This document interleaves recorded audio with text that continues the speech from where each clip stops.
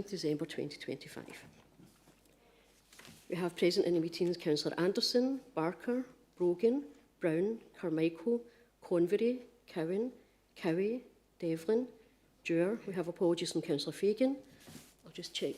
We don't have Councillor Ferguson Miller in the meeting at the moment. We have present Councillors Gowland. We don't have Councillor Horn in the meeting at the moment, or Councillor Johnson Dempsey. We have present Councillor Kerr. Just check if Councillor Lennon is in the meeting. We don't have Councillor Lennon at the moment, or Councillor Lockhart. We have apologies from Councillor Hugh MacDonald and Councillor Shearer substituting. We have present Councillors McCallan, McCreary, McLachlan. We have apologies from Councillor Nugent and Councillor Clark substituting. And we have present Councillors Robb, Toner and Watson. And I'll hand back to the Chair. Thank you.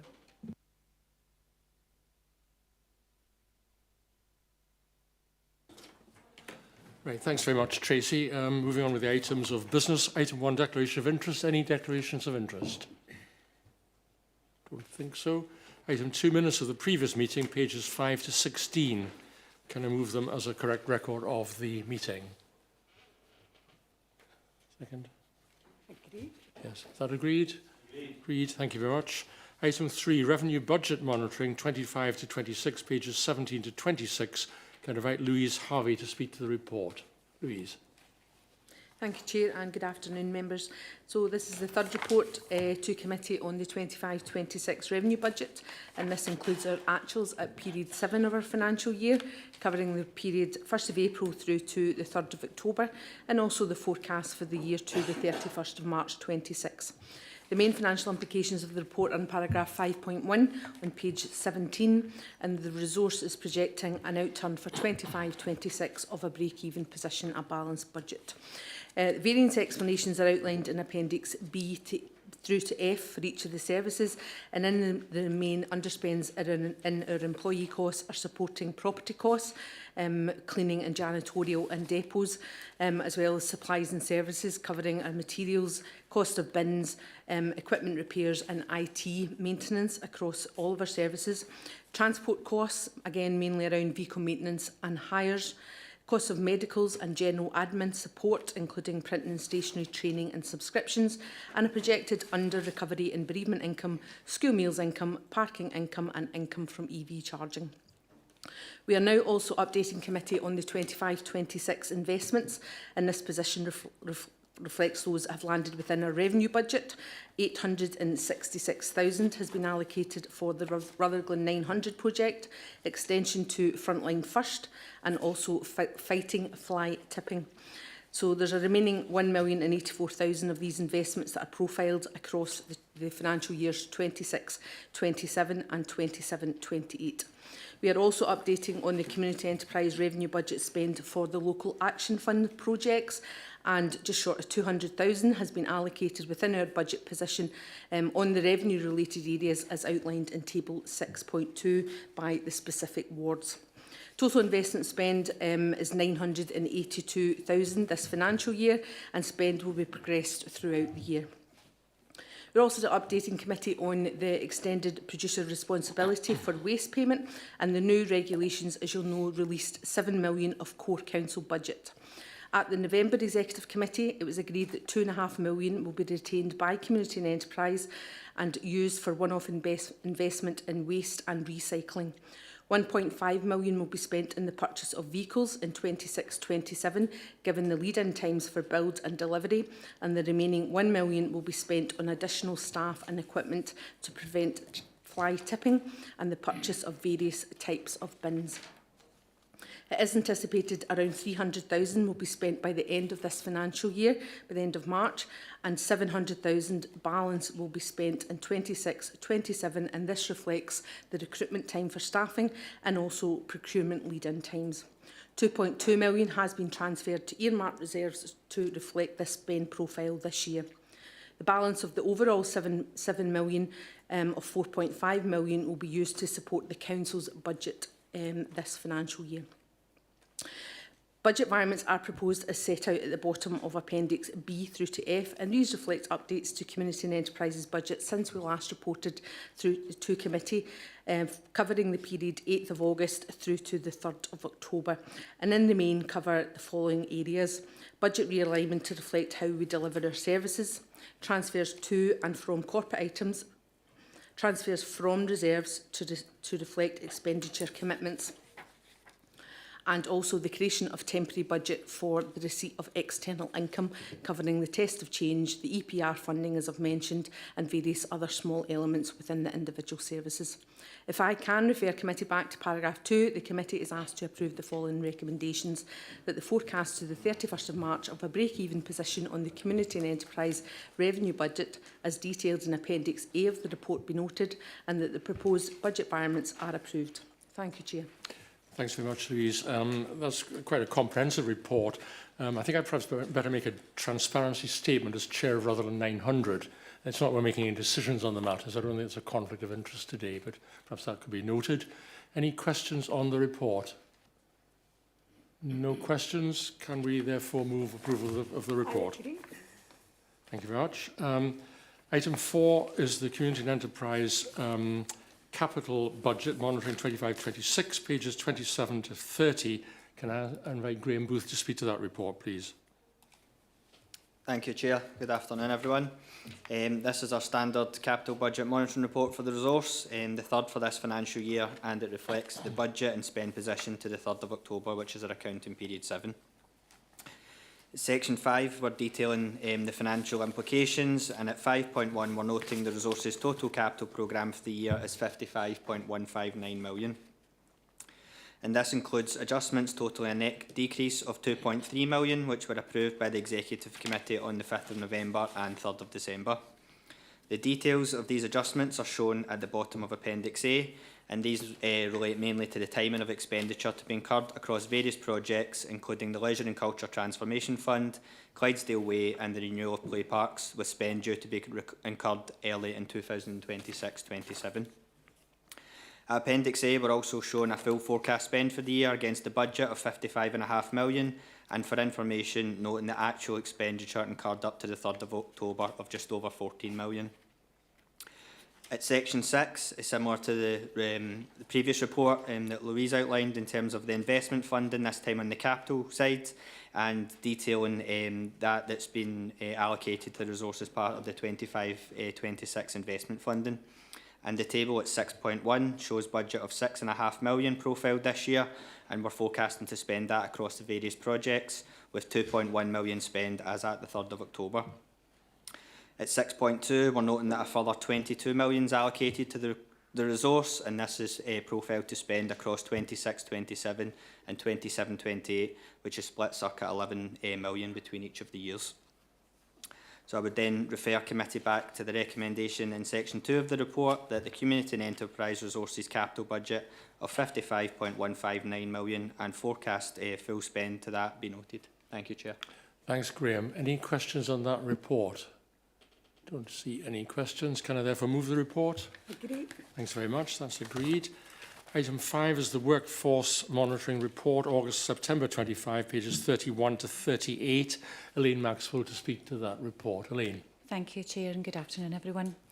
So this is a standard workforce monitoring report, and it provides the committee with an update on the employment information for the resource and covers the period August to September of this year. Section 4.1 outlines the absence statistics for the resource, and you'll see that at September the resource absence level was 7.4%, and that represented an increase of 1.3% from the previous month. And when we compare ourselves to September of the previous year, we can see that the figure has increased by 0.5%. You'll also see that it's noted that the September figure is 1.3% higher than the council-wide average. So as we always do, we look at the projected annual average for the year for the resource, and at this point in time it's projecting a 6.9% average compared to the council-wide average of 6%. As I always outline, our managers work tirelessly in terms of attempting to follow the procedures as outlined within the maximising attendance policy, and that's to make sure that we're providing appropriate support to our employees to allow them to return to work or in some occasions, obviously, we have employees that, you know, they get to a stage where it's ill health retirement. And certainly I can advise that for the resource for this year so far, we've had 20 employees that have progressed to ill health retirement. In addition, again, as I've noted at previous reports, our personnel team work tirelessly again with our managers in terms of providing advice in terms of complex cases. Obviously, with the size and the demographics of this resource, we have a lot of complex issues and a lot of complex absence issues. Section 4.2 of the report then goes on to outline the occupational health information, which as you'll see and you'll find in Appendix 2, and you can see that there were 243 occupational health referrals made during this period, and that is representing an increase of 69 compared to the same period last year. Again, as noted at Appendix 2, that increase is around occupational health referrals and in referrals to the Employee Support Officer. So that's where an employee has gone off sick with a psychological absence and they will automatically be referred and spoken to and receive a telephone call by the Employee Support Team within personnel. Section 4.3 shows that there were 34 accidents and incidents recorded within the resource this period, and as always, we continue to monitor that. Section 4.4 outlines employee relations activity, and you'll see that there were 9 disciplinary hearings, 2 grievance hearings and 3 dignity at work complaints raised during this period.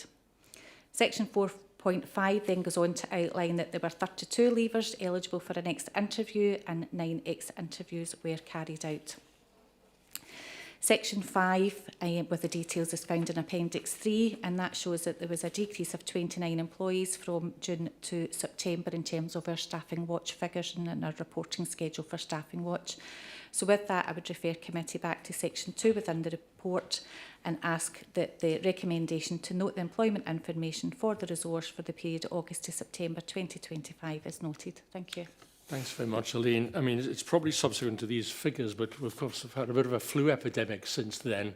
I wonder if you wanted to say anything about the implications of that and how that's affecting our workforce. Obviously, what we can see is our figures are increasing and we are monitoring that closely. We have sent out circulars to our employees encouraging those to take up the flu vaccination where they're eligible.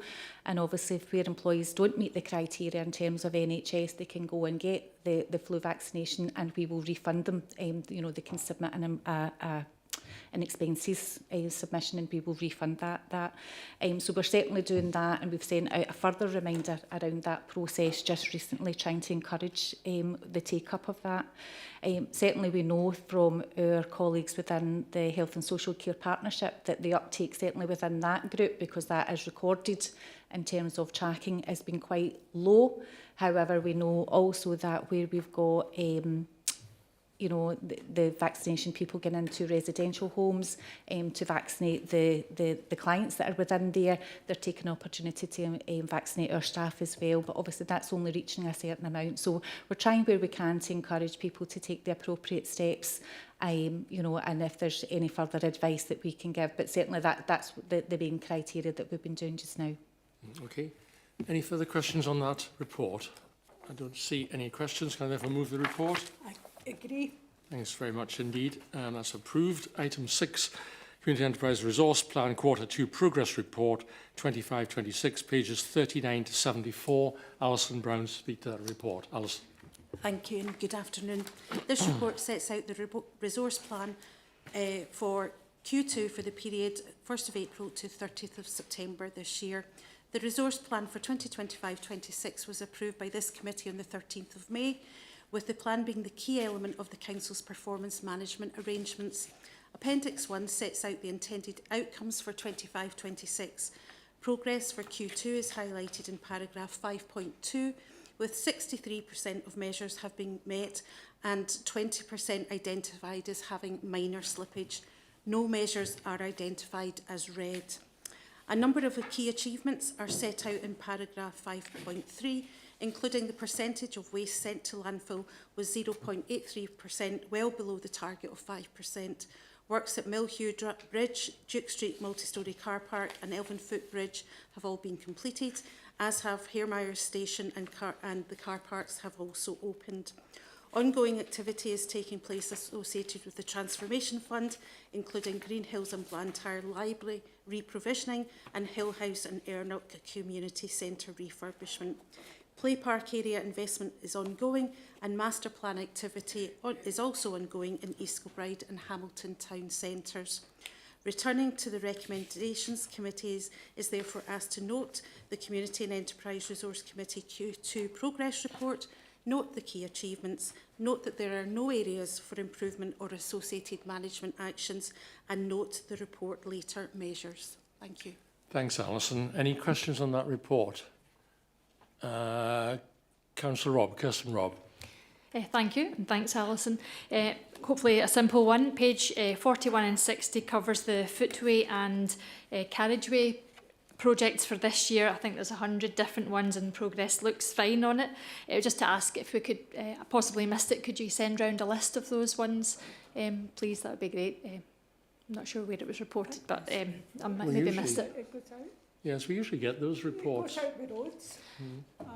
Yeah, I just can't remember getting them, so No.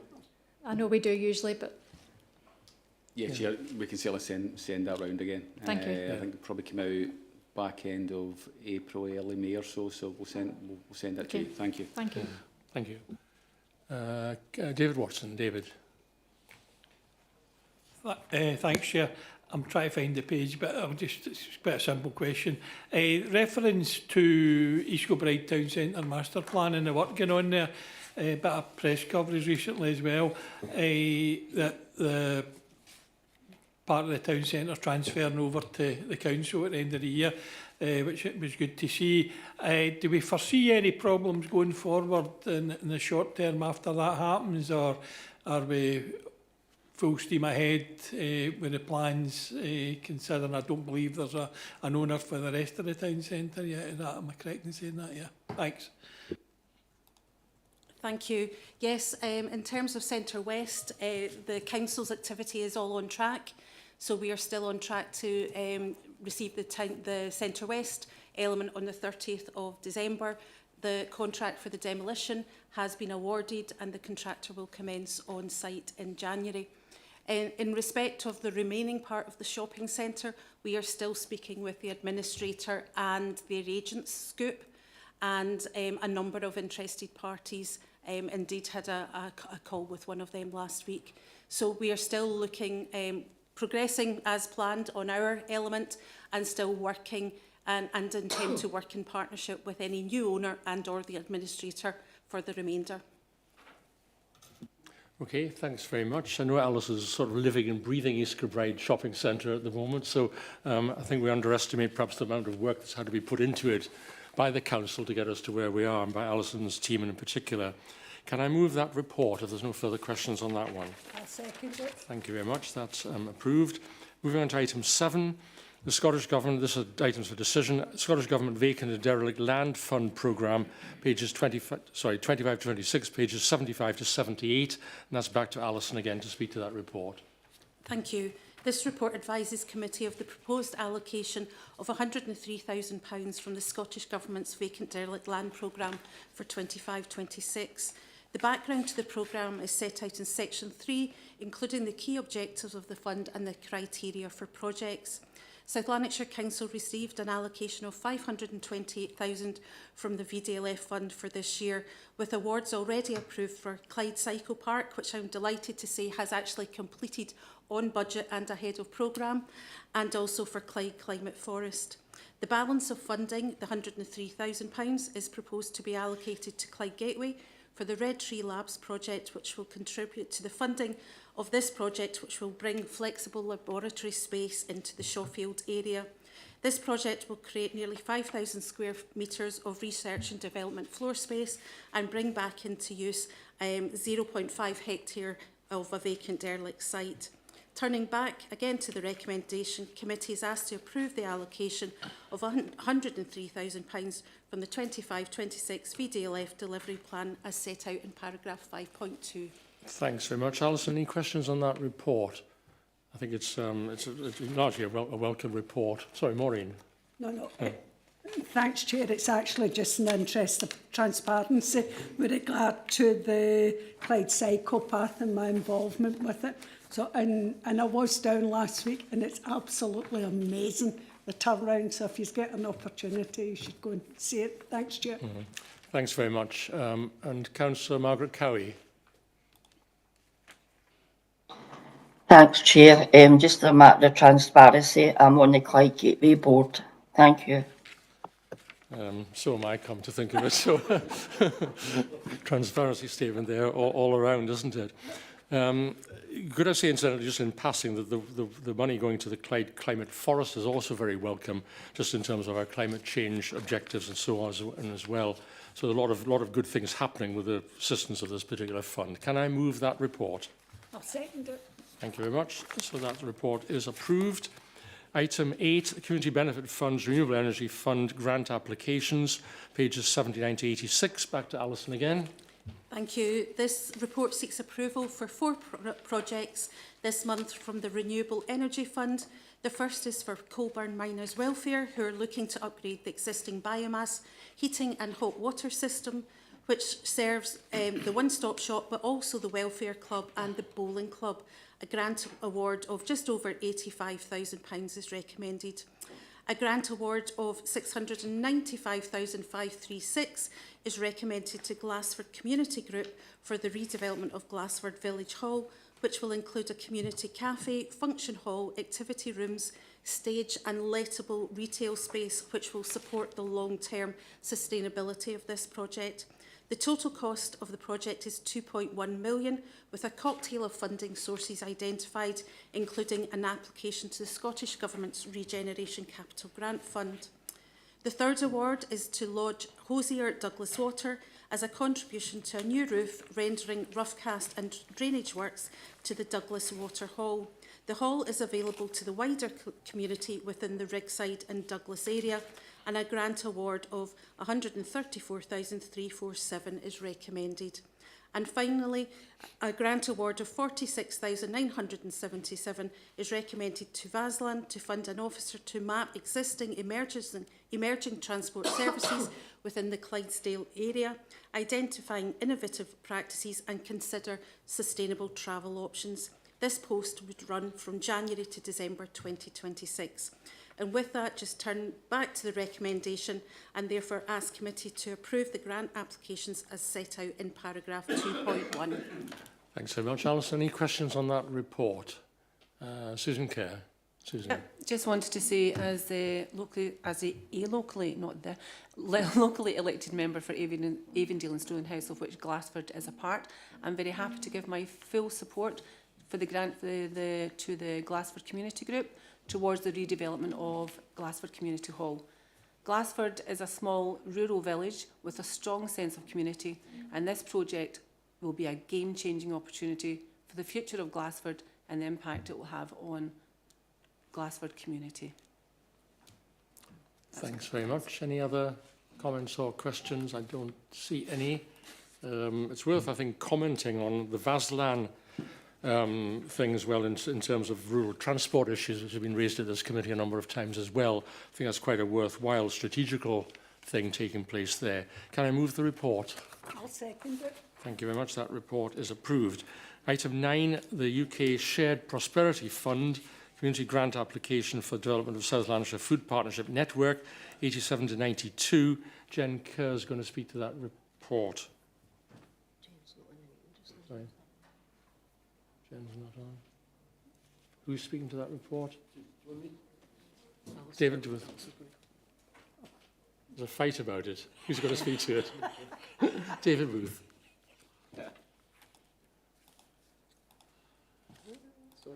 That's okay. Thank you very much, Chair. So this is a community grant application for the development of a South Lanarkshire Food Partnership Network. And in terms of background, the Council received conditional allocation of £12,221,881 from UK Government, providing a mix of capital and revenue funding for projects which meets the UK Shared Prosperity Fund for investment themes, and they're highlighted in 3.1 of the report. In terms of the pending arrival of the Good Food Nation legislation and the Good Food Nation plan for the Council, South Lanarkshire needs a good, strong, organised food sector to deliver on these duties. The creation of this network will be a requirement to maintain the Council's Good Food Nation bronze level status that it's already required. This third sector network will incorporate all aspects of the good food policy pillars as contained in 3.3 of the report. In terms of the grant application itself, the fund opened on the 23rd of August and closed on the 16th of September of this year. We received 2 applications from third sector organisations which were scored against a scoring criteria which is shown in Appendix 1 of the report. And the outcomes of that are detailed in 4.2 of the report. In terms then of our grant recommendation, it's recommended Healthy and Active in East Kilbride as the lead partner for the Beeline to Nature Consortium was awarded £50,000 of UK Shared Prosperity Fund, and that's for the creation of an early development of the South Lanarkshire Food Network. That will bring together a network that will act as a vehicle for driving positive change and bring a coordinated approach to food-related activity across the area. The financial implications are contained on 7.1 of the report, and the usual climate change and other implications contained in sections 8 through to 10. And with that, I'll bring the committee back to the recommendation, which is in 2.1 of the report, and that's for funding of £50,000 from the UK Shared Prosperity Fund be awarded to Healthy and Active in East Kilbride. Thanks very much, David. Any questions to that report? I move the report. Second it. Okay, that report's approved. Items for noting, Cathcart Road, item 10, Cathcart Road, Net Zero Industrial Development Update, pages 93 to 96. Back to Alison Brown on this one. Thank you. This report provides an update on the Cathcart Road Net Zero project. As previously reported, South Lanarkshire Council has limited availability of industrial property, and in the last 18 months, 182 property inquiries have been received, with less than 4% being satisfied. In response to this, a site at Cathcart Road in Rutherglen was identified which can accommodate 2 industrial units totalling 620 square metres, car parking for 12 vehicles and associated yard space. To support the delivery of the project, the Council has been successful in securing a Regeneration Capital Grant Award of £963,000 towards a total project cost of £2.1 million. A breakdown of funding is set out in paragraph 7.1. The procurement of the contractor is in its final stages, with the contractor due on site in January and with work scheduled for completion in September. And with that, I'd just ask committee to note this report. Thanks very much, Alison. This is a report we've known about before. It's come up in a number of committees before, but nevertheless, it's very good to see it's going forward with such speed, actually, against the background and meeting, as we've heard, a very significant need. Questions? Andrea Cowan. Andrea. Thank you. Thanks, Alison. I just wanted to come in really and welcome this, as Councillor Brown's just said. This report has been before us before, and it's good to see the update and the progress. Also, just to refer it back to the derelict land in item 7 and the investment in Shawfield, all of which is around my ward. So I'm very pleased to see this money being spent. And at the Cathcart Road area, it's reasonably close by to the Social Bite investment for the new Harriet Gardens development. So again, lots of good things going on in Rutherglen at the moment. And also, I would just like to say that I really liked your choice of phrase when you said a cocktail of funding. And that's how it feels, as though at the moment, Rutherglen's very lucky and we are getting a cocktail of funding. So just to note that and to welcome the spending. Thank you. Thanks very much, Andrea. Can I move the report? Agree. Yeah, that report's noted. Item 11, pavement parking, pages 97 to 104. A certain element of déjà vu about this one too. Colin Park to speak to that report. Thank you, Chair, and good afternoon, everyone. The primary aim of this report is to provide committee with an update on the enforcement of national prohibitions concerning pavement parking, double parking and parking at drop curbs. In terms of background, pavement parking has long been recognised as a significant issue for pedestrians, particularly those with mobility challenges, parents with prams and visually impaired residents. Through the Transport Scotland Act 2019, the provisions were made to make it illegal to park on footways or adjacent to drop curbs except where an exemption order is in place. Following committee approval, just over a year ago here, we agreed to commence enforcement on the 6th of January this calendar year. The service initially adopted a soft approach, focusing on education rather than penalties, and problematic areas were identified and warning leaflets were issued to vehicles in contravention, aiming to inform and encourage voluntary compliance. Over 200 locations were flagged for intervention, reflecting the scale of the issue, and over the last year or so we've received a high volume of correspondence, and we have tackled a number of locations. More than 2,500 warning notices were issued during that phase, demonstrating that the council were taking it seriously and the extent of the problem was clear across our residential areas. In terms of our current position, due to increasing demand for action across our areas, we moved to full enforcement in the middle of March this year, and we started issuing penalty charge notices for offences. Initial enforcement in residential areas did cause a significant amount of unrest in some areas and concerns among residents, prompting a change to how we approached it. We had issues over access for refuge vehicles, emergency vehicles, buses, etc. So we had to tackle that. Enforcements then were moved to town centres where pedestrian footfall was higher and the impact of pavement parking was more pronounced. This year alone, we received over 1,000 items of correspondence regarding pavement parking, with approximately 80% requesting enforcement and around 20% seeking exemptions for certain roads. There's a growing understanding among the public of the rationale behind the Act and its benefits for pedestrian safety. Since March this year, we've issued over 3,000 penalty charge notices, including parking at drop curbs and double parking, and in addition 12,000 notices were issued for other parking contraventions. So that's just to give you a scale of the response the Council has made. While the focus is on town centres, it needs to be clear that the message remains that parking on pavements is an offence and it may result in a penalty charge notice being issued if you live within South Lanarkshire. In terms of next steps, and as reported last November, there is an opportunity to consider exemptions in some areas where justified, and it sets out within the paper where that is. We need to have at least 1.5 metres of footway remaining unobstructed where a vehicle is parked, or there has to be an issue with emergency vehicles being impeded if parking were restricted. An initial review of roads was done back in 2024, and that identified certain areas and certain particular roads where it may be necessary to consider it for exemption. We would follow up feedback from residents, elected members, officers, bus operators, emergency services, and particularly buses, and in Kevin's side as well via refuge collection vehicles. And we've identified other roads that could meet the exemption for criteria. These are listed in Appendix 1. I want to stress that these are being considered for exemption. These will be progressed through the next stage of consultation and discussion with emergency services and ward members.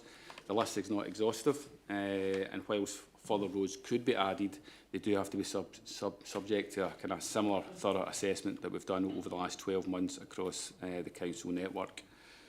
In terms of next steps, we need to require to promote a traffic regulation order, and that involves initial consultation with consultees, wider consultation with the public and wider stakeholders, consideration of objections, and then obviously final publication and implementation should it be decided to take that forward.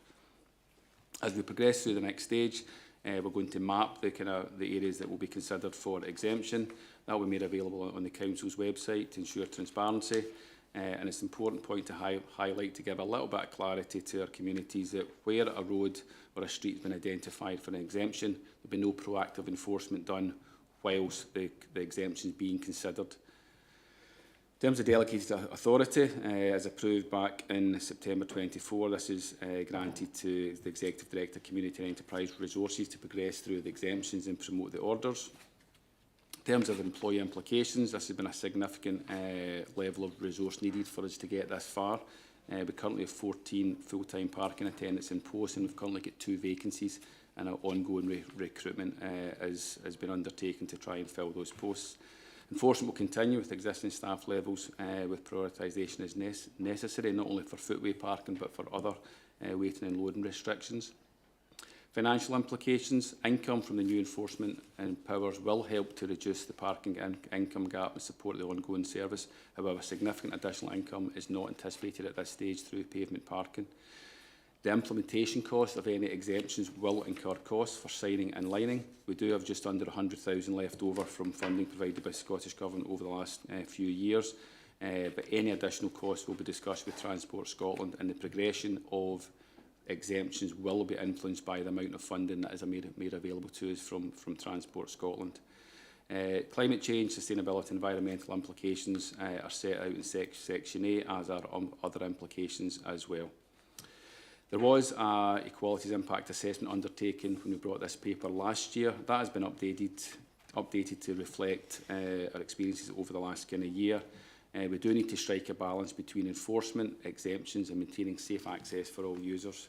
The prohibition aims to protect vulnerable groups and encourage active travel, but legitimate access needs such as those for emergency vehicles and residents with disabilities must also be safeguarded. Turning back to the recommendation, members have been asked to note the content of the paper and progress on enforcement and the promotion of an exemptions order. Thank you.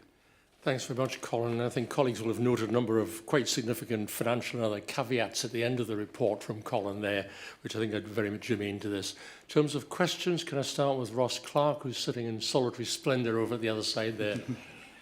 Yes, thank you, Chair, and thank you very much to Colin for the report. First of all, to welcome this and the work of officers which has gone into this report, and also the action which has been undertaken since this has came in. Obviously, we see there's lots and lots of inquiries that come in that need to be dealt with, so officers have put a lot of hard work into that.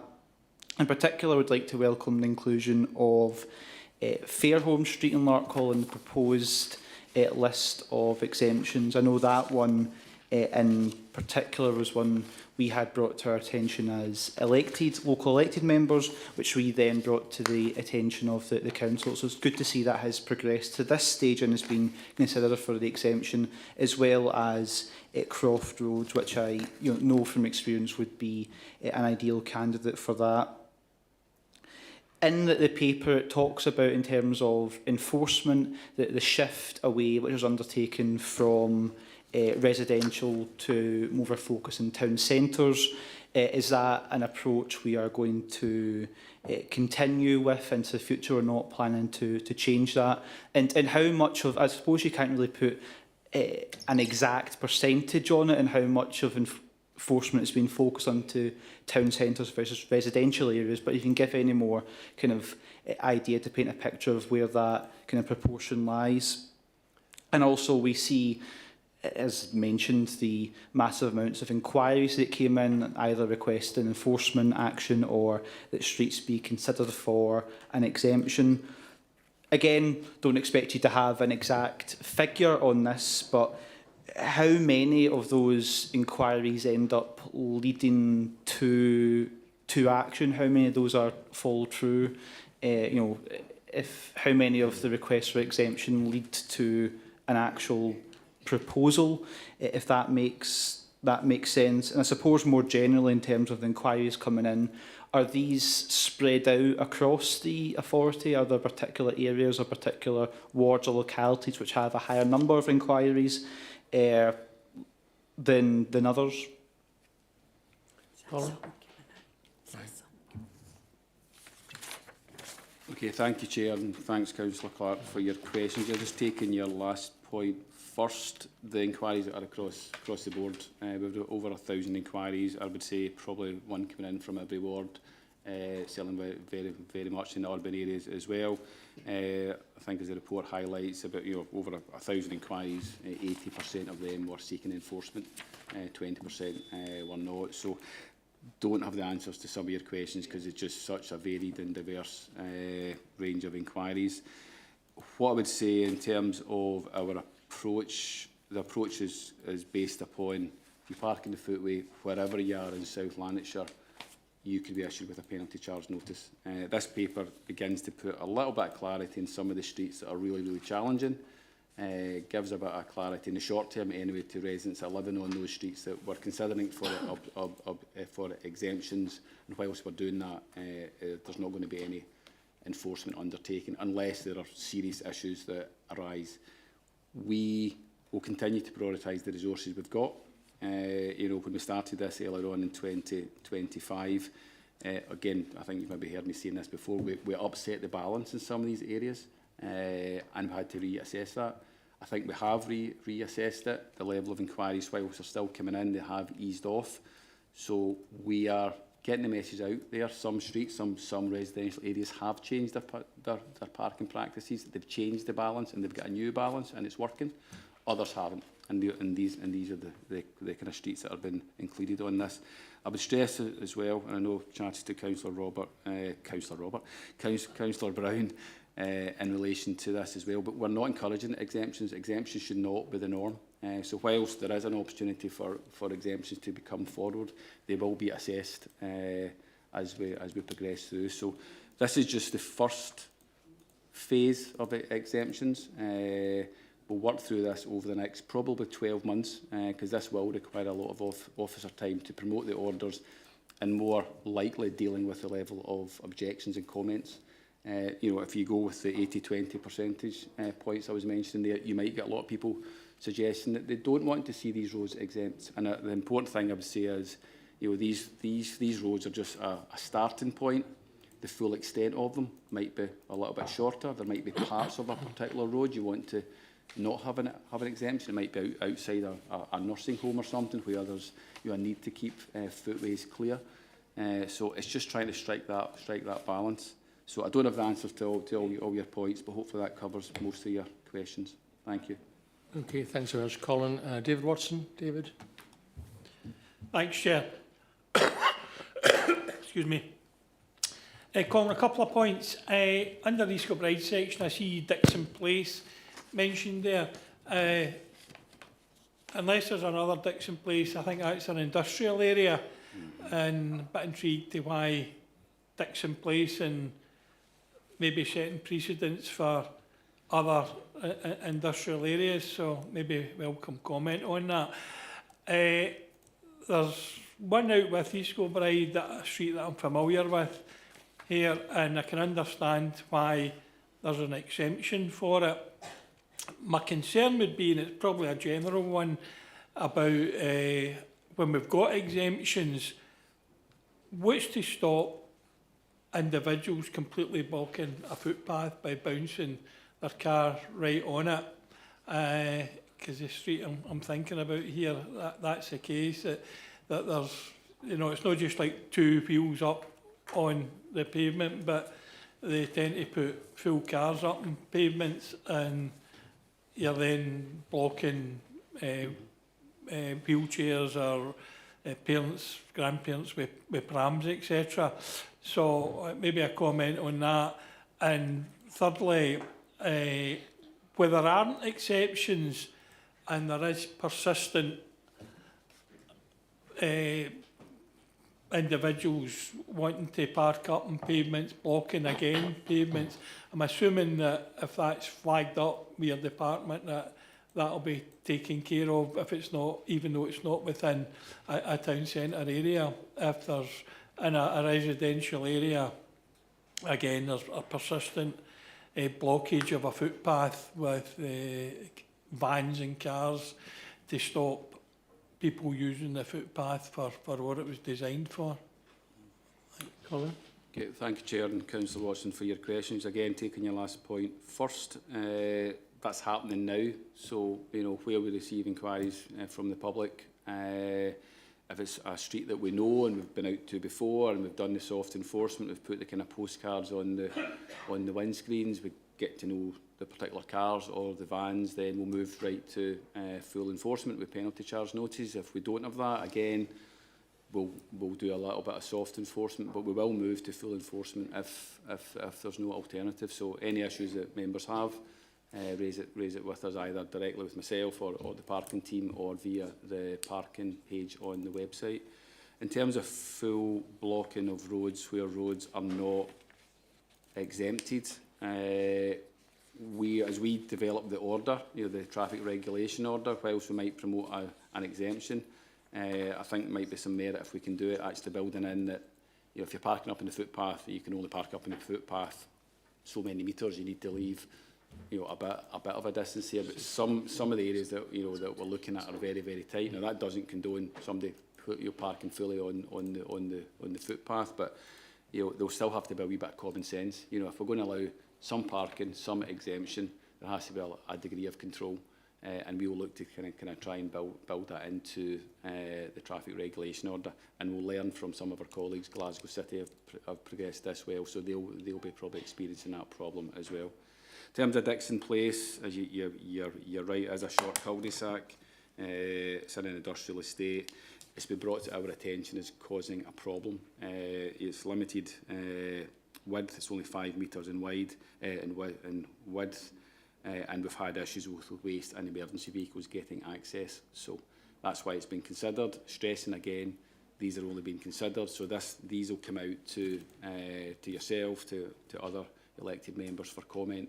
It may be that you think, do you know what, don't want to do that one. Or we do want to do that one, or maybe that full extent of a road's too much, too little, and we maybe want to group a few streets together because they might have similar characteristics. So this is just establishing the principle today. Hopefully get a wee bit of buy-in from committee that the approach we're taking is reasonable, and then we'll now do a wee bit of deeper dive, a wee bit of kind of closer discussion with elected members moving forward. Thanks. Okay, thank you, David.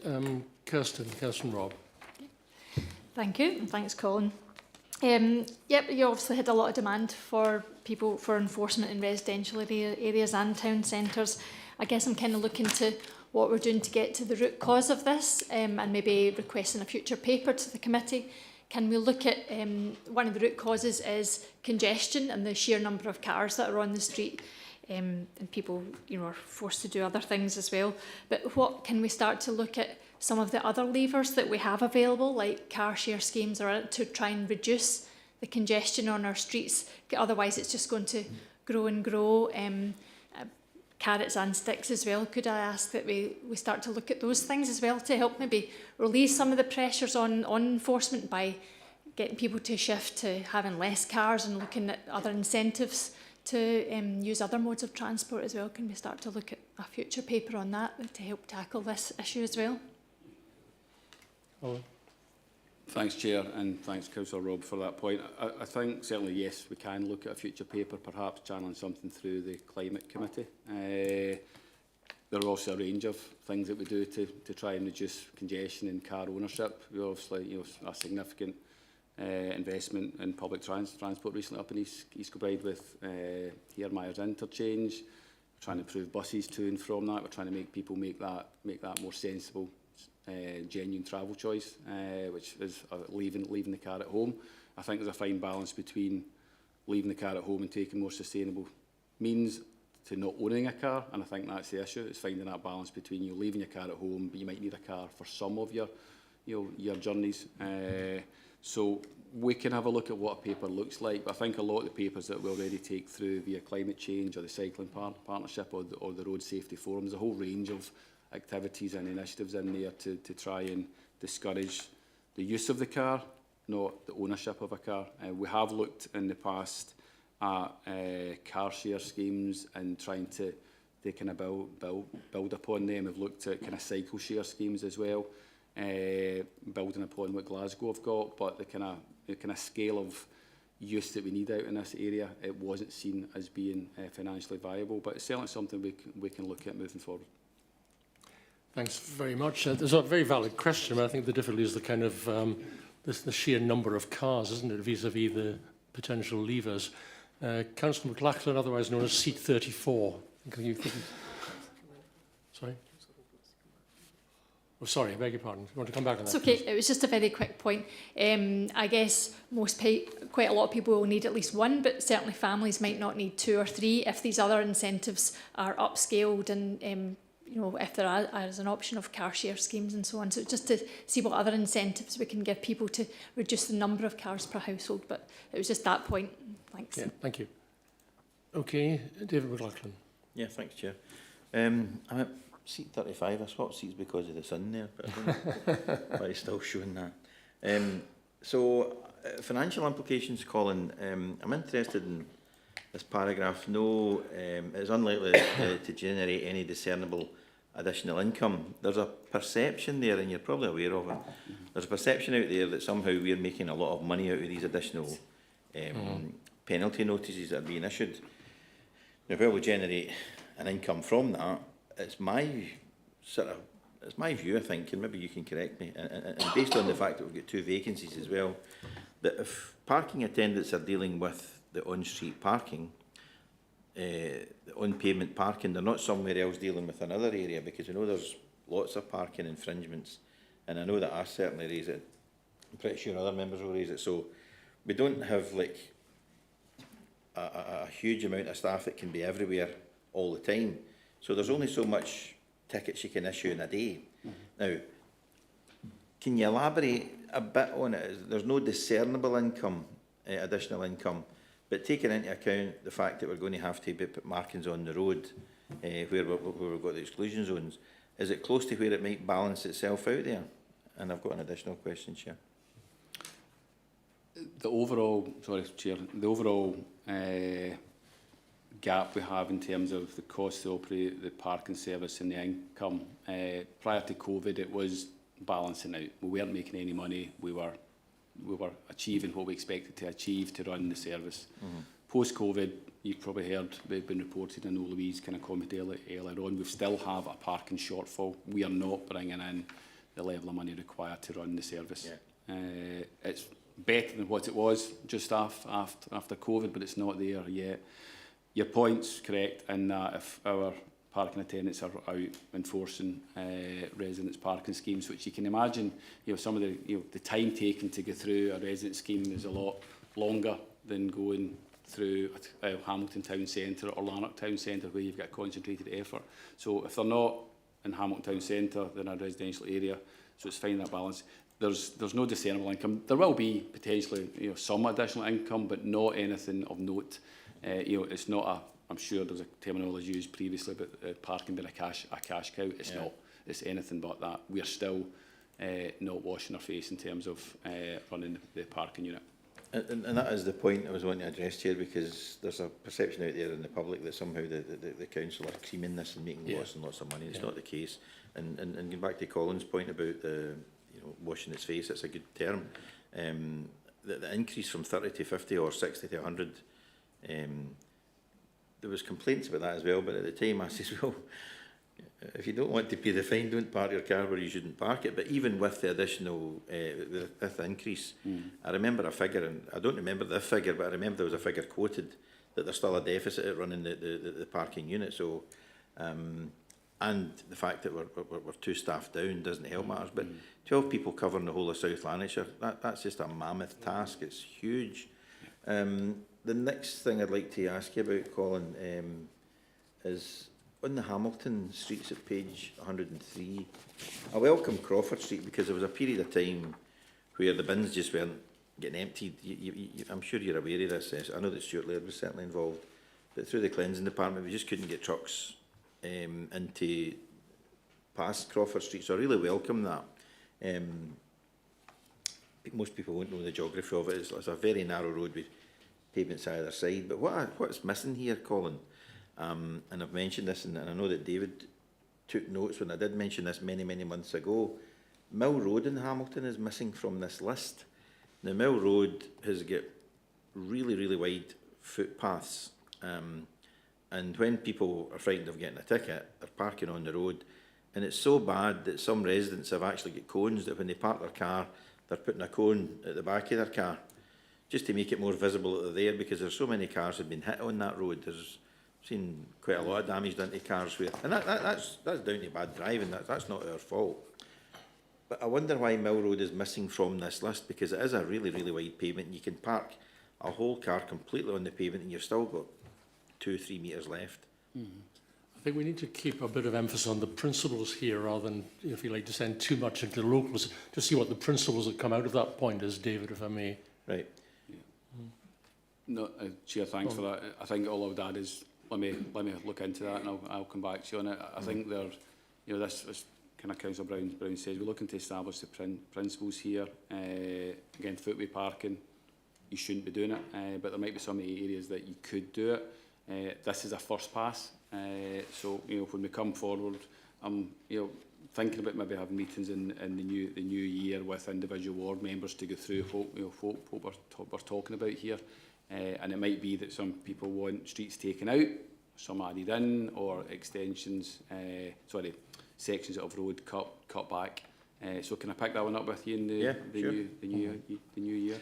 Yeah, sure. I wasn't trying to cut anybody off there, but as I say, we could degenerate into a discussion about, if you like, particular localities. I don't want to get into it. We can possibly avoid it.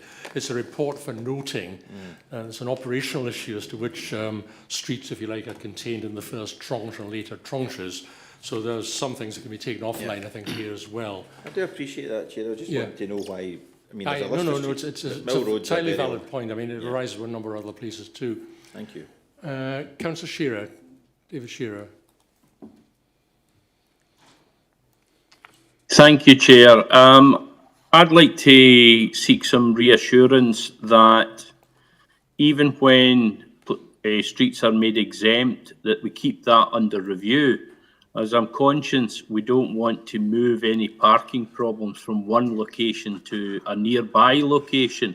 So can I have that assurance that we will keep things under review and if necessary, change them? I think we are reporting on this routinely, Colin, anyway, aren't we? This is the third or fourth report on this that's come. You'll come back to this on this one in future too, I think. It will be, Chair, yeah. We can certainly bring an update paper, maybe this time next year, to committee. What I would say to Councillor Shearer was, it's like if we promote a TRO, it becomes a permanent TRO. However, we can go in and amend it. So, you know, if we do a first batch and we decide, you know, 20 streets want to go through and then there's another 10 come on for whatever reason, there's nothing to stop us if there's a view in the community for us to remove an exemption. But I think we just, so I suppose to answer your question, yes, we will keep it under review. It's not as easy to do because you might find for as many people that want an exemption to be removed, so many people want to kind of keep it, we'll have to go through that kind of process again. But it could be done, and we'll certainly bring a paper maybe back in about a year's time. Yeah, okay. Thanks very much. Councillor Gilran, Ross. Thanks, Chair. I was just going to say it's good to see 3 places in my own ward in Courtney Hill, Auchenheath and Lesmahago, particularly in Auchenheath, where I went out to see quite a few residents about Lancaster Road. But I will say something just for the councillors, that sometimes, as we approach these issues, sometimes the casework that comes in about parking isn't sometimes always about parking spaces, it's about road safety, and sometimes I've managed to approach some of these issues is to get better signage and better lettering on the ground can actually help us fix some of the road safety parking issues that I'll have.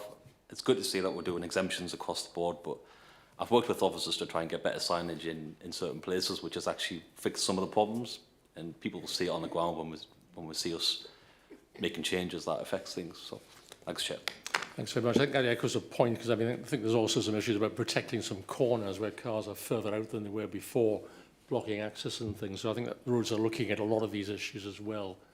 Colin, do you want to say anything on that? No, I think you probably just answered that point, Chair. You know, we can do additional signage. We can put in, and even as we come forward with the exemptions, we might consider junction protection marking, single yellows on one side of the road to, you know, to whilst we're exempting, we're trying to encourage people to park in a particular location.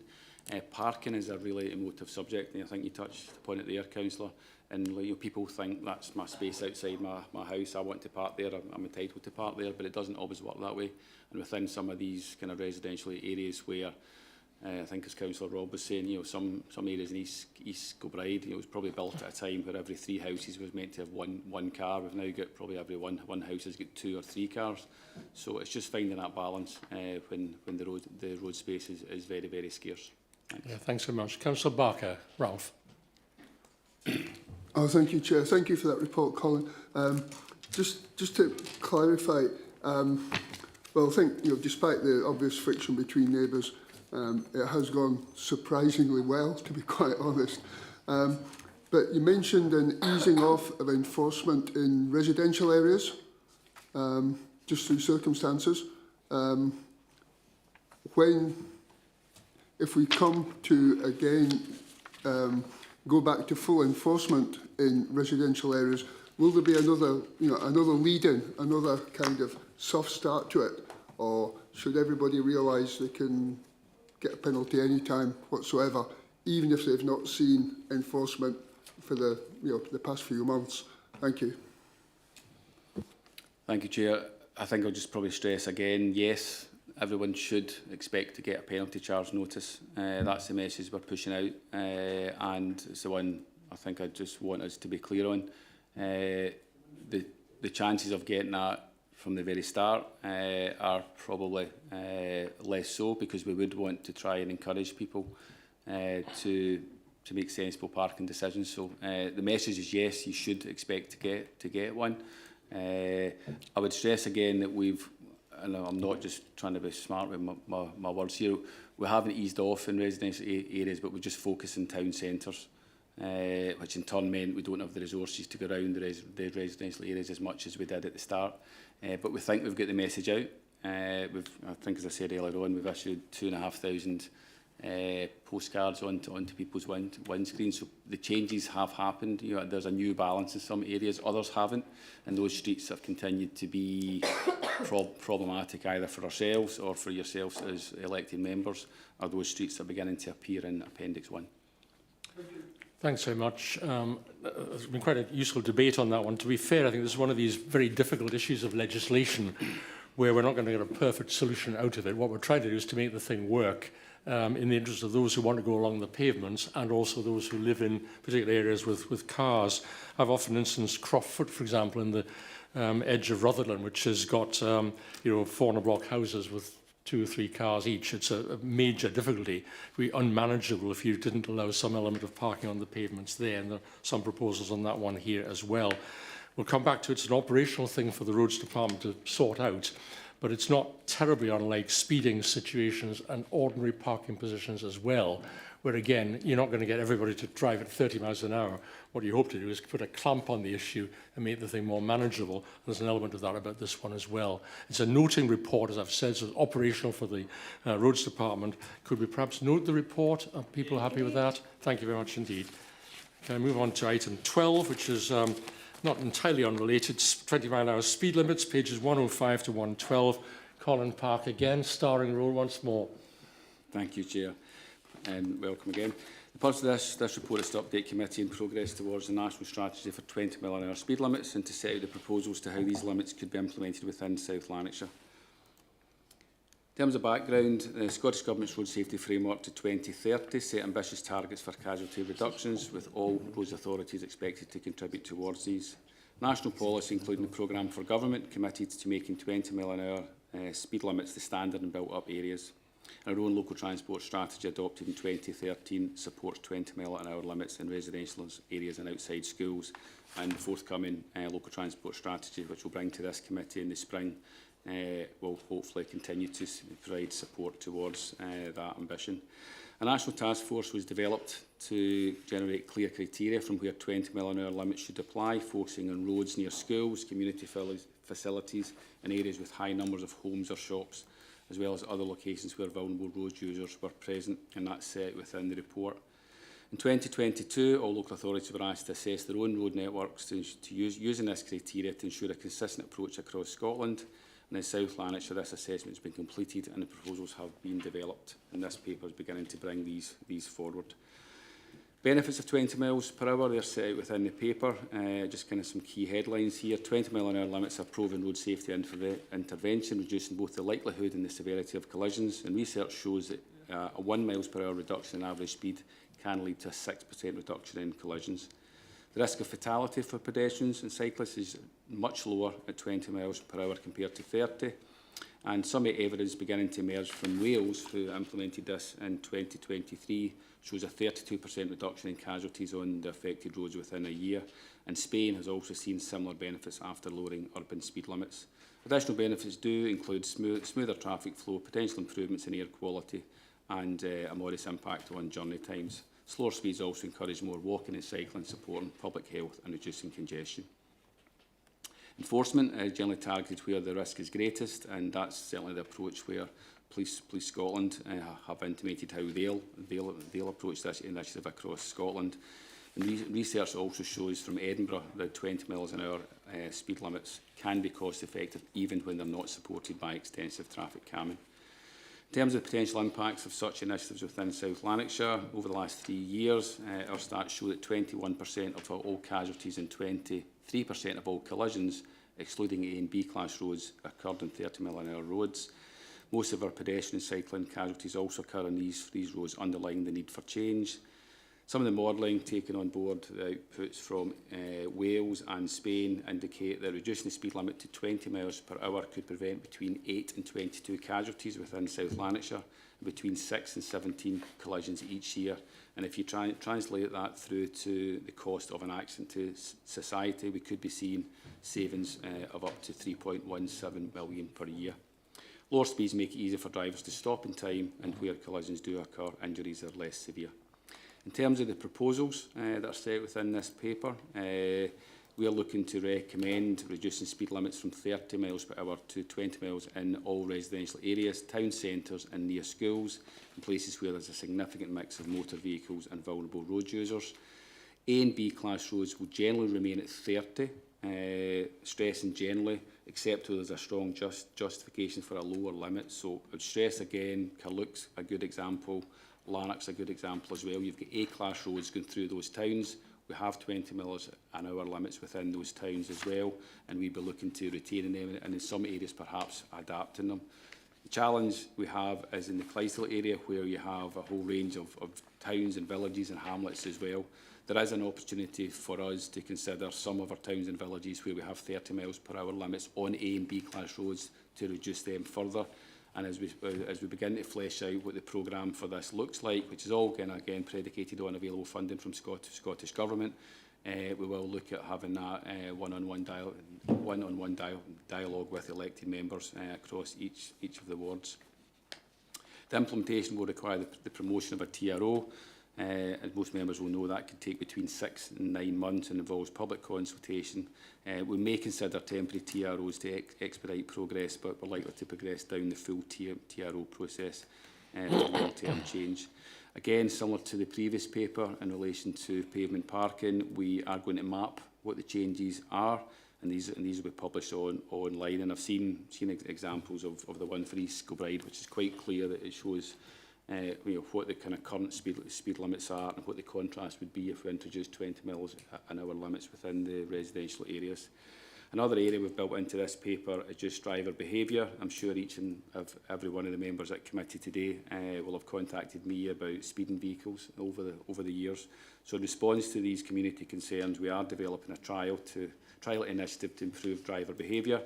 We're looking at how we can deploy high visibility vehicles with a road safety message on it and speed monitoring equipment, particularly around schools and village centres, and that evidence will then be shared with Police Scotland.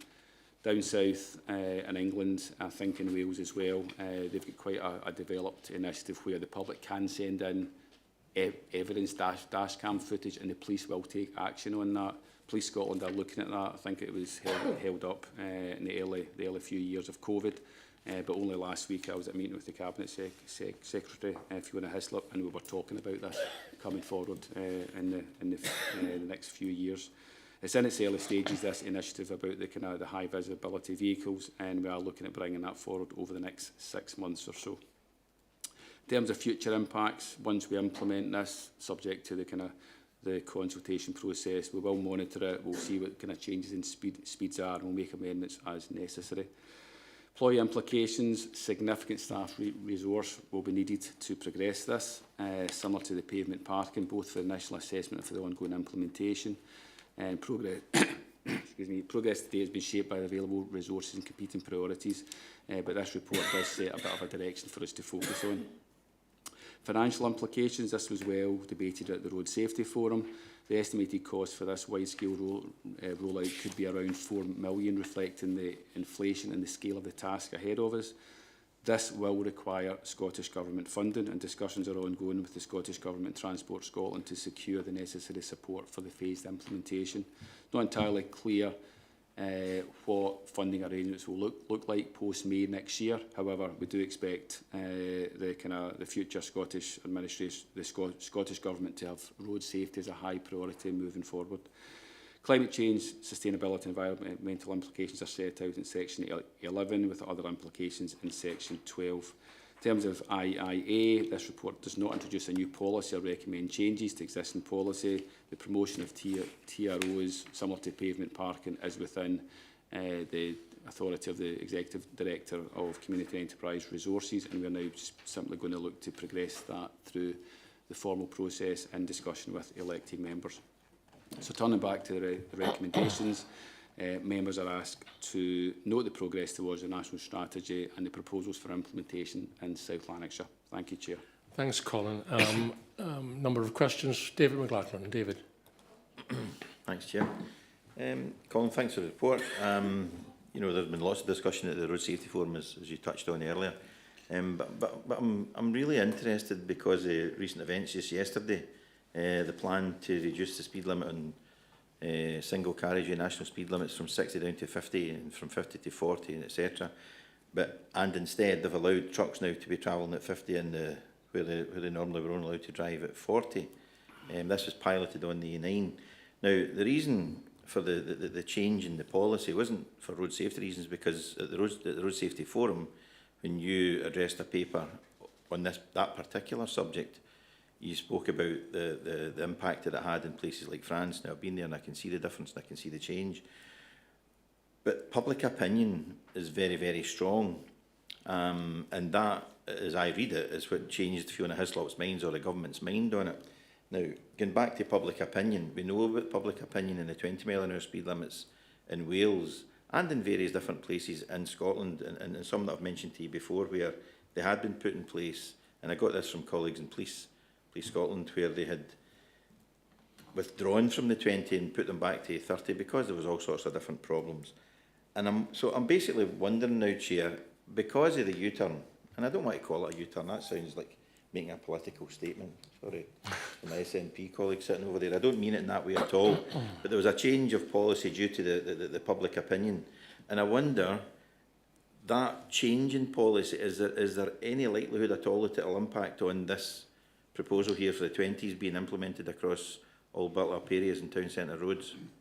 I think you're being asked to be a bit of a guru there in that one, a seer, but can you say anything about that, Colin? Thank you, Chair. And having been out a kind of meeting last week about this and other road safety matters, so I think what ministers are proposing now is not to take the changes forward at this moment. They are looking at further work to be undertaken in relation to the impact on road casualties.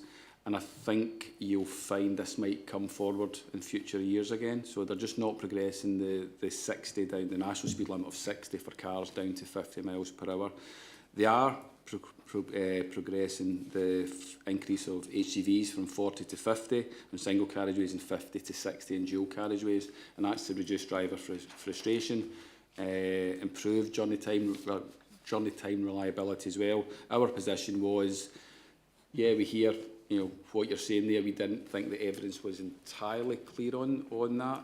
And we did note the potential benefit of increasing the vehicle speed. However, we were a bit concerned about the impacts on rural communities in terms of increased journey times and such like as well. So in terms of those speed limits, I think that's at the upper limit of the road network. I don't see any change in 20 miles per hour. There's still a strong view that, and all of the evidence is 20 mile an hour initiatives are making a difference to casualty numbers. So I don't see any U-turn in that at all. Okay. Bottom line is that's within our gift as a local authority to progress as we go through. Yeah, supplementary, Chair. Yeah, sure. The reduction from 60 to 50 and all the other changes that go along with that particular proposal, as I said, they were reported you reported on it at the Road Safety Forum, and they were being introduced or piloted or suggested for road safety reasons, just like the 20 is. Now, it's a fact, the slower vehicles go, the less likelihood you're going to get injuries. But I think it's getting a balance right, because people, the public, were completely against that particular proposal that was changed yesterday. And likewise, as I said, that happened in Wales. So safety is one thing, but being a bit overbearing, and being in my job as a driving instructor, I don't want to promote reckless and careless driving, of course I don't. But I'm not convinced, and you and I have had this discussion many times, Colin, I'm not convinced that 20 is the right thing all of the time. I mean, you speak about some of the rural roads, getting back to the 60 down to 50, there's lots of places where you can put in a change of speed limit that's away from the national speed limit. It doesn't always have to be a national speed limit. Going through some of the rural villages, you can reduce it down to 50 or 40, whatever the local authority may choose to do. But again, I'm not completely convinced on this, but it is what it is. You know, we'll see how it goes, and I'd like to think that as this thing, as it moves, and reading from the report, there'll be A and B class roads. There'll be some of them be implemented, but that's down to the local authority to decide on that. If and when there is any 20-mile-an-hour speed limits imposed on these A and B routes, that can be looked at again to revert back. And I'm pretty sure the answer to that's yes, but I just wanted to make that point, Chair. Thanks for the bill. Thanks very much, David. Kirsten? Okay. I agree with the majority of the report and thank officers for their work on it. The evidence is really clear. There's no disputing that 20 miles an hour will save lives, and surely strong leadership must focus on that. Certainly when it comes to public opposition, yeah, sometimes there's public opposition before these things, but in communities like in Dumfries and Galloway, people are now realising the benefits of it, and they're asking for more, where they're doing a trunk road pilot to reduce speeds there as well. So sometimes it depends on the public opinion you listen to. But when I worked in community planning in rural South Lanarkshire, the public opinion on the community planning consultation was that communities were concerned about speeding in the villages. So I think there's definitely merit in taking this forward. However, I do think the proposals need to more strongly reflect the national intention to expand 20-mile-an-hour limits across Scotland and ensure all appropriate roads in built-up areas have a safer speed limit of 20 miles an hour. And this is a valid reason to keep them at 30. And that would improve safety and save even more lives. So I'd like to ask some questions, particularly around section 6.2 on the A and B class roads that are currently at 30, where the paper said they'd be largely retained. You've changed your language to generally retained, but we'll take what's in the paper, largely retained. Because in some other rural authorities, A and B class 30s have largely moved to 20. So what we're proposing here might result in something a bit different here. So I wanted to ask the questions, have the same criteria for A and B 30s, same criteria as urban roads and rural ones, the same criteria being applied to both? And if so, what percentage of these A and B roads have met the national criteria for 20-mile-an-hour limits? And then a supplementary one, please. Thank you, Chair, and thanks, Kirsten. Sorry, Councillor Rob, for your question there. I don't have the detail about what that split is. What this is trying, this document, this report is not proposing anything at all other than trying to set a framework for us to work to, sit down with elected members and take us on to the next level. Apologies, I think I did in my script use the word generally, so we are looking to largely maintain, because given we've got 2,296 kilometres of road, a large number of the A and B class roads, and within that will remain as either national speed limit or 30. Those ones that go through towns and villages in rural Clydesdale that kind of fall into that criteria that are currently 30, we may, through this proposal, look to retain them at 20 miles, sorry, reduce them to 20 miles per hour. So this paper can't cover all of the detail that you're looking for, but there is that scope for, particular towns and villages to see their 30 mile an hour dropping down to 20. So that would be where an A class route is going through a town and village, it could be a 20.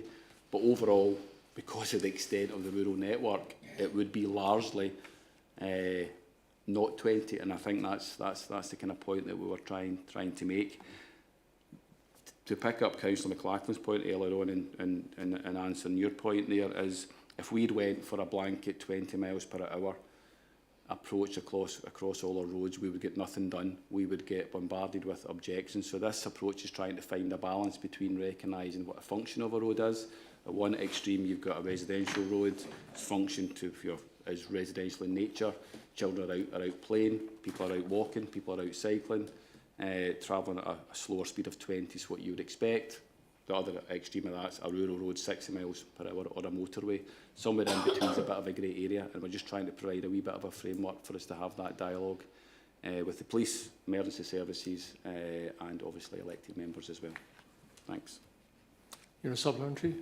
Yep, the language in 6.2 does say it's the A and B class roads are expected to largely maintain their 30 mph speed limit, so that is a different result from what other rural authorities are saying there. So I did want to ask a bit more about what the valid reasons would be for keeping a road at 30, because the criteria themselves, they just talk about the kind of road safety angle. What would be the valid reasons for keeping a road at 30, sort of flipping it on its head? Let's focus on the safety first, and then if something has to be a 30, what are the reasons why it would have to be a 30? Okay, so in terms of 6.2, and I'll give you an assurance, we do put road safety first, which is why we're bringing this paper, and this paper has been subject to lengthy debate over the last 2 years, I think, at the Road Safety Forum.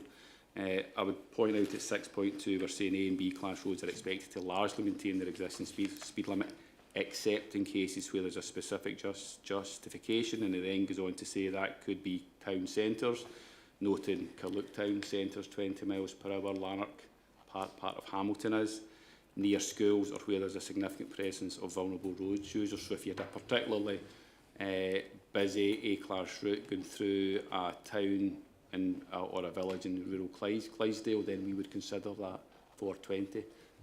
So there's obviously the criteria that was set out in the paper earlier on, just trying to find it at 3.4, and it sets out a kind of range of other criteria where we would consider 20 to be the option. Again, I would rather focus on principles today than go into the detail. There is an opportunity for dialogue, similar to the kind of pavement parking, to sit down with yourself or other elected members to better understand what we're looking for. There's nothing cast in stone here at all. Road safety is top priority for me. It has been for 30 years of my career, and this will allow us to have a new tool in the toolbox in terms of making a difference in reducing casualties and collisions. Thank you. Okay. Ross Clark.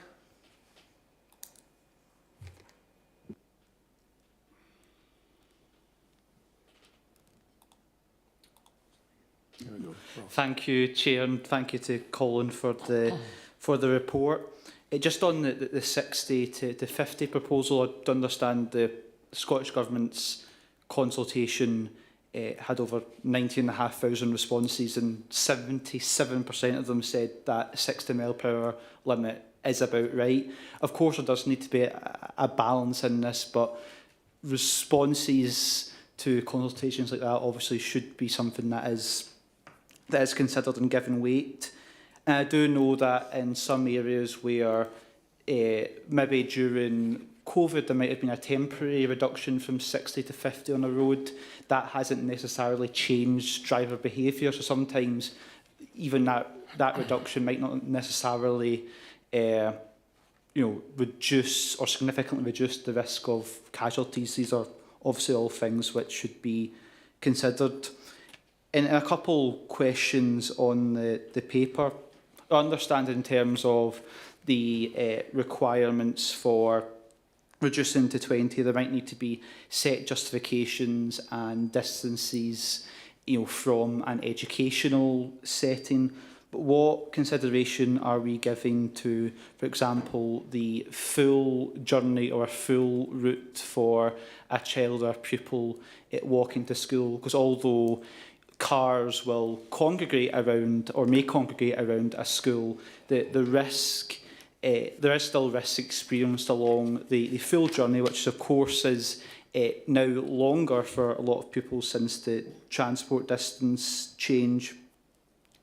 And secondly, it mentions it in 6.2, or areas with a significant presence of vulnerable road users. How are we defining significant here? Is there a risk of potentially excluding smaller villages or areas where they might not be viewed as a significant amount of vulnerable road users? And so just on the point I mentioned about the routes to school, is there any consideration we're given to buffer zones and maybe in the lead up to or the approach to a 20 mile an hour near a school? Colin?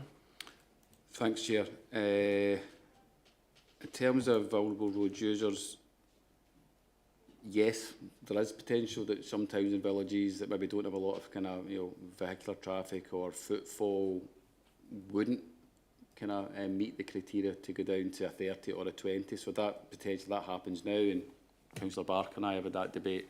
I see he's flashing to come in later. So over the last number of months, so that could happen. In terms of your linkage to the school transport changes, the decisions of speed limits are based upon the function of the road as well. I wasn't fully following your first question, but in and around schools, we, depending on where the school is, it might have a 20s plenty around about it. It should have a mandatory or a part-time speed limit in and around it. Tends to be within a built-up area, so if it's within a built-up area, it could possibly fall within an already established wider 20 mile an hour limit. Once you start moving out with a town, you do start getting into what the function of the road is, and you might find the dominant function of the road is to take vehicles. It may have footways as well, and again, it's finding that kind of balance. So all of this we will take into account as we are considering the next steps in terms of promotion. In terms of buffer zones, I'll probably need to have that kind of chat with you one-on-one. Okay. Thanks very much. And I think that just emphasised the point. There are localities and localities within this, aren't there, to be looked at. Councillor Barker. Thanks, Chair. Thanks for that, Colin. So, Councillor Barker, can you press again? Right. Thank you, Chair. Thank you, Colin. Yes, we've discussed some of these points. We seem to have, well, it's proven to be talk from government, if you like, about 20 mile an hour limits. No support on enforcement. I don't really see the point. I'm not convinced on 20 mile an hour limits, and certainly not if they are just advisory. Perhaps they should be made advisory. That is with a green roundel, so drivers can decide what speed they want to drive if there's no enforcement. I think that's beyond the council's remit. On the other hand, a lot of talk about 20 mile an hour limits, which I think can only be imposed once we've got a limit. Whereas particularly in our rural areas, and probably others, it's been mentioned, there are settlements with narrow roads where there's no speed limit. In other words, 60 miles an hour and the police won't do anything about it. It just seems to be an anomaly in the advice or consultation that whatever happens here, these other settlements will continue to have vehicles going past 60 miles an hour.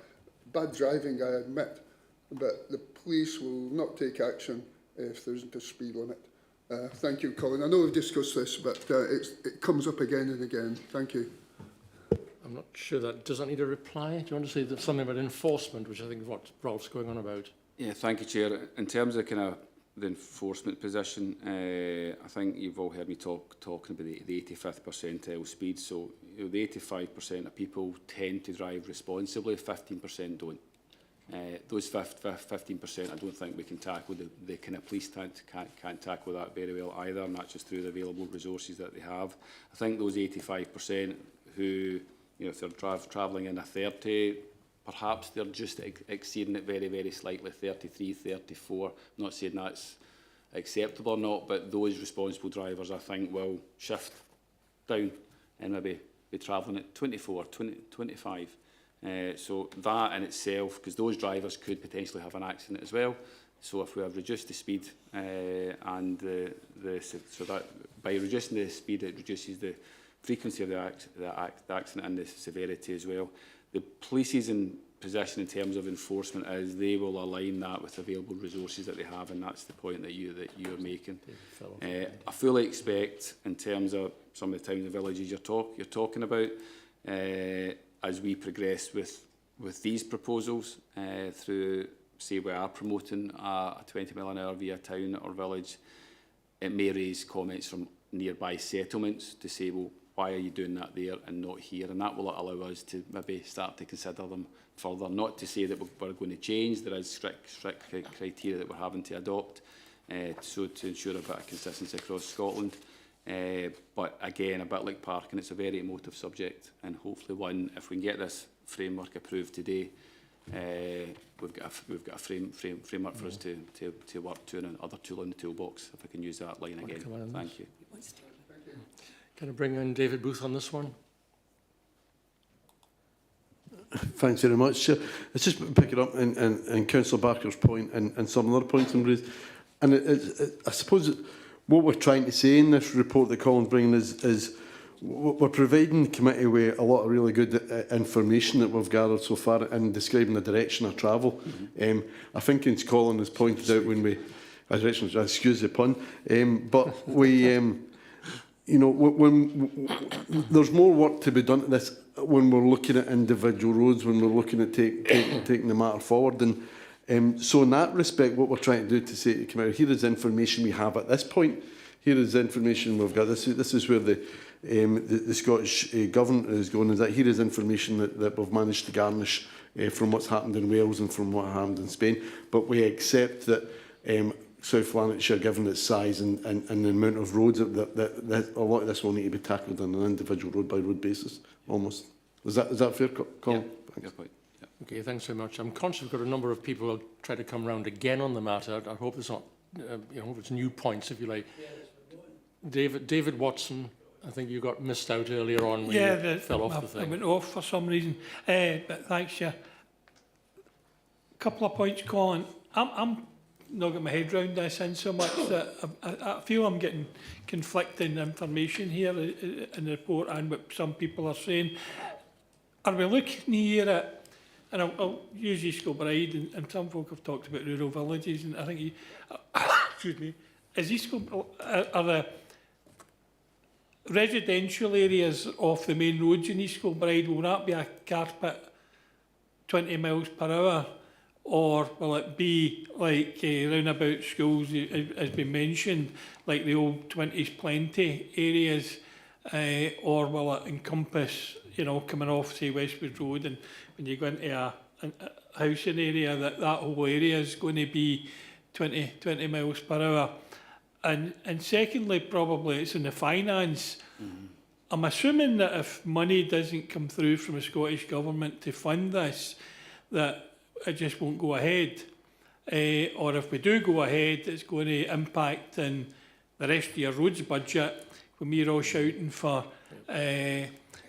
road repairs and pothole repairs and footpath repairs. So can you maybe clarify funding-wise where we'll be if the government doesn't give us extra funding for it? And I'm assuming it's going to be quite labour-intensive as well. Once I'm getting experience to now that we're reducing a road in my ward from a 40 to a 30, and it's taking an extra ordinary length of time to get the signs erected. So, and if we're doing this right across the authority, what impact is that going to have on staff and actually time to be able to do it if it is going to need signs erected and things like that? Thanks very much.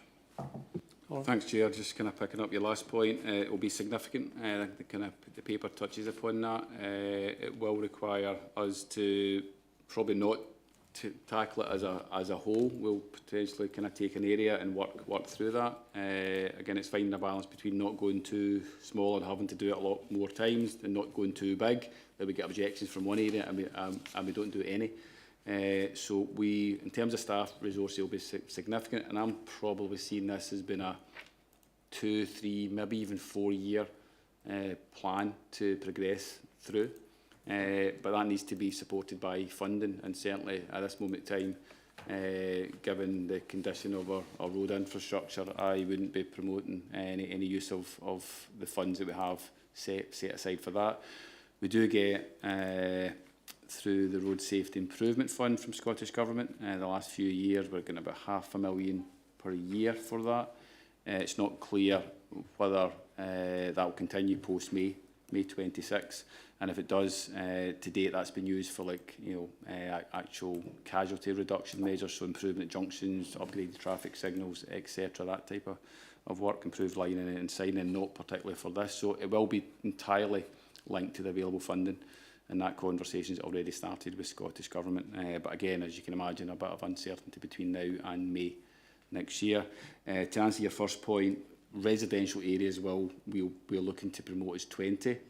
So I'm trying to think in your area, so for example, the Lindsay Field area would be 20, the main road through it could be 30, it could be 20, still not entirely clear. Greenhills Road potentially would stay as 30 because of the function of what that road is.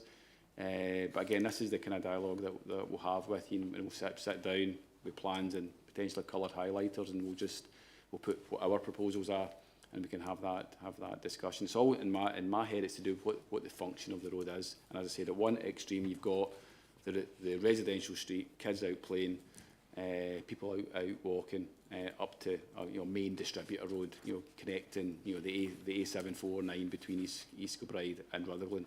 That's there to carry traffic, albeit it does have a cycle route on it as well. Thanks very much, Colin. Could I remind colleagues, this is a report for noting. It's also actually showing the progress within a national strategy towards what we're doing, and there are the limitations of both finance and, as Colin said earlier on, the public acceptability elements of the thing as well. Can I come back to Kirsten Robb with that in mind? Sorry, David. I just think the emphasis has got to be on funding availability. And we're going down a road here and we're talking about £4 million, and that needs to be coming from the Scottish Government. And until we get an eye that we're going to get that, it's going to hit buffers at some point. Thanks. I think that's the point you've made already, which is a good point. And back to Kirsten Robb. Thank you, thanks. Not wanting to work on any detail, I'd want the word intention to focus on safety. And in terms of funding, other councils have already been funded to and implemented this whole scheme. So I would like to move an amendment to pick up some of the points. I don't know if you're able to do that, Kirsten, with great respect. I think we can. It's a report for noting. It's not one where you can change the operational detail, I don't think. It's, subject to advice on that. As we're talking about, it's not operation detail we're working on. It's setting out a strategy and direction. Well, I still think there's issues in actual whether this is competent to accept an amendment of that kind. It's already been looked at by the Road Safety Forum. I'm not sure if you sit on that. I rather thought you did, but maybe not. It's already been looked at by them in some detail.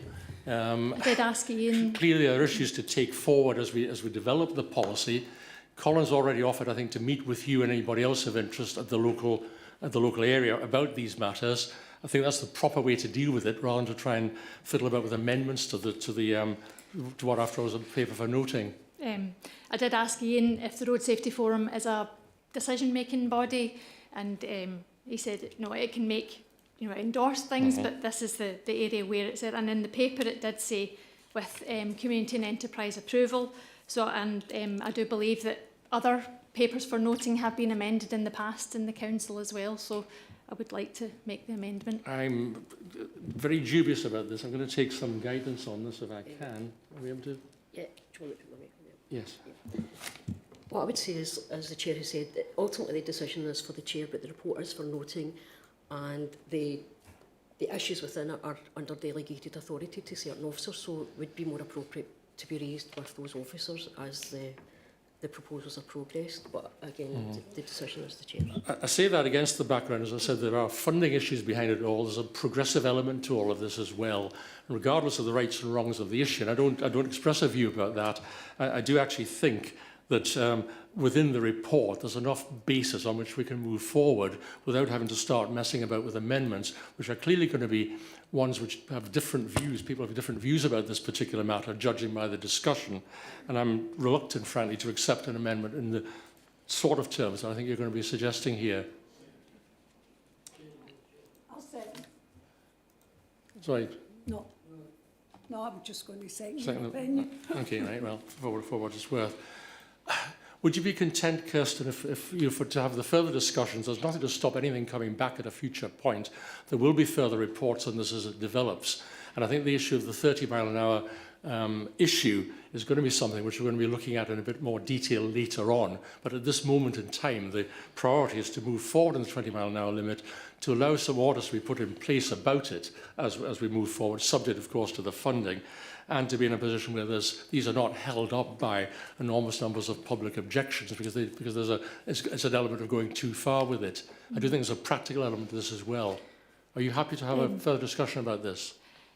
It's not the detail I'm bothered about, it's the strategic direction and whether we're meeting the aim to introduce 20 mile an hour where people live, and the balance between the criteria, which a lot of roads will meet for 20 mile an hour, and the input from officers on functionality. Where is the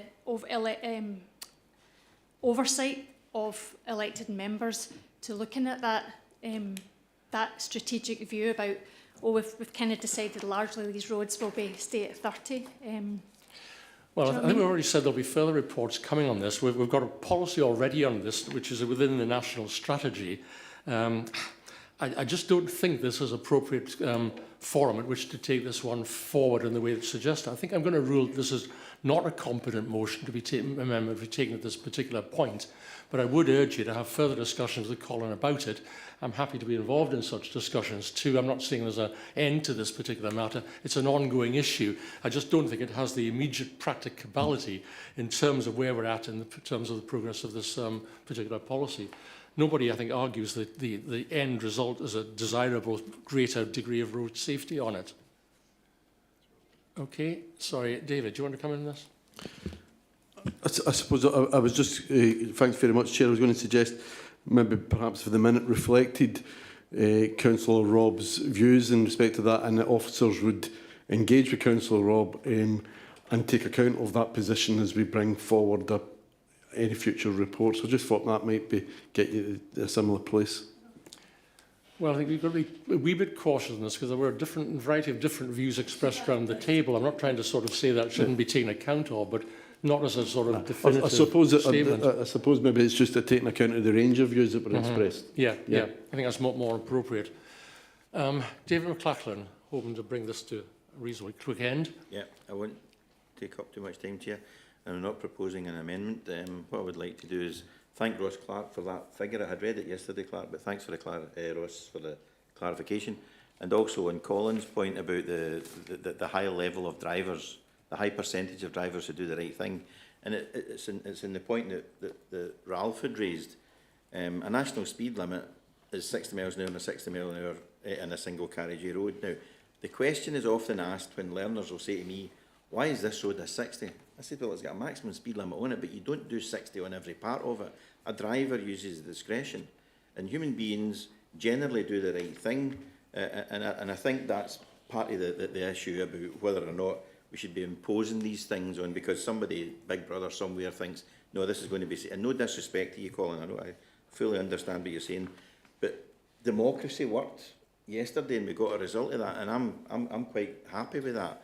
So to Ralph's point, yeah, and the point I made earlier, there is no reason why a national speed limit can have a 50 or a 40, depending what you deem is appropriate for that area. That's the point. That's all I wanted to do, Chair, and thanks very much for allowing me back in. Yeah, okay, and Ross Clark. Yes, thank you for allowing me back in, Chair. Just to quickly say, I was prepared to second Councillor Robb's amendment, and I'm disappointed you've decided not to accept it because reports for noting have been, or amendments to reports for noting have been accepted before, but if you are not accepting it, which you are not, then I would ask that, or would welcome the commitment from Colin and David to engage further on this issue and have further discussions. I would ask that the particular point that I raised around the consideration of the full journey to school rather than just near schools is something which is also considered, and that discussion can also happen going forward. But I do appreciate the disappointment in the amendment is not being accepted, but I appreciate the commitment to continue that discussion. I think we can reflect a good bit of this in the minute, and I think Colin will respond more particularly on the pledge, as it were.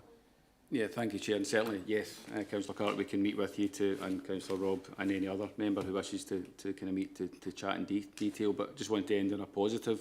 You know, council officers have got delegated authority to develop these proposals and bring them forward for consultation, bring them to elected members for their comments, and clearly probably wouldn't be good for my career if I bring it forward to 3 elected members and 3 elected members in a ward don't like it and we progress with it.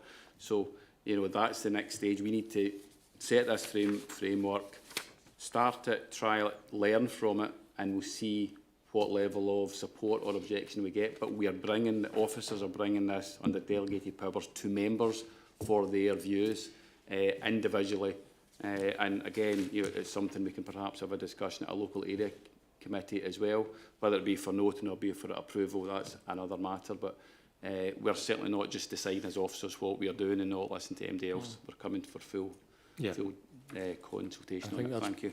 Probably the proper tone in which to end the discussion. Thanks very much indeed, Colin. Thanks for people's contributions on that. It's been a slightly more complicated debate than usual. Can I move the report? I'll second it. Thanks very much. Moving on to item 13, which is the Community Enterprise Resource Notification of Contracts awarded 1st of April to 30th of September 25, 113 to 120. David Booth's going to speak to that report. Thank you very much, Chair. This is to provide committee with notification in line with the Council's standard orders on contracts of the full list of contracts above £50,000 that were awarded or extended during the period of the 1st of April to the 30th of September 2025, the list of which is contained on Appendix 1 of the report. With that, I just refer to Section 2.1 report, where the committee is asked to prove that the details of the report of contracts awarded be noted. Thank you. Thanks very much. Can I move that report? Are there any questions on it? Don't think so. That report's approved. Now, in terms of urgent business, there is one item of urgent business, actually, which is to note the fact of this being David Booth's last meeting as Director of Community Enterprise. And I would like to say, if I may, just a word or two on that. I've had the privilege of working with David over the last 2 or 3 years since I became chair of the committee. Others, I think, have had that ability as well in terms of David's openness to meet with members and to engage with them, as we've seen examples of that today.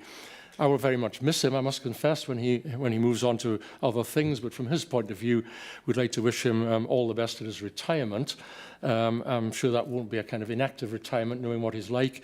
But I do think he's brought both distinction and insight to the job. It's probably actually the most wide-ranging job there is in the council. It covers everything from economic development to roads to parks to I've missed out all sorts of things, waste and everything like that as well, roads and everything, pavements, all things we've had to deal with that. And in fact, school meals and various other things too come under that remit as well. So it's a hugely wide remit. He's done the job extraordinarily well, and I've certainly been very privileged to have the opportunity to work with him over that particular period. Best of luck in your retirement, David. Thank you for all your work for the council, which I think has left a permanent mark on its affairs. Thank you.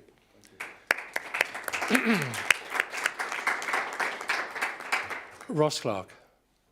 Thank you, Chair. David will be getting sick of me coming in and saying this. This is the third time that it came in now. It must just be the Christmas spirit which we're all in. Although the last time I came in, I didn't actually receive any objections to the suggestion that we should call the new Lark Hall Leisure Centre the David Booth Leisure Centre, but also didn't receive any indications of support for that. So we'll see how that progresses. Sounds like you're looking for more money somewhere along the line there. We'll take all we can get.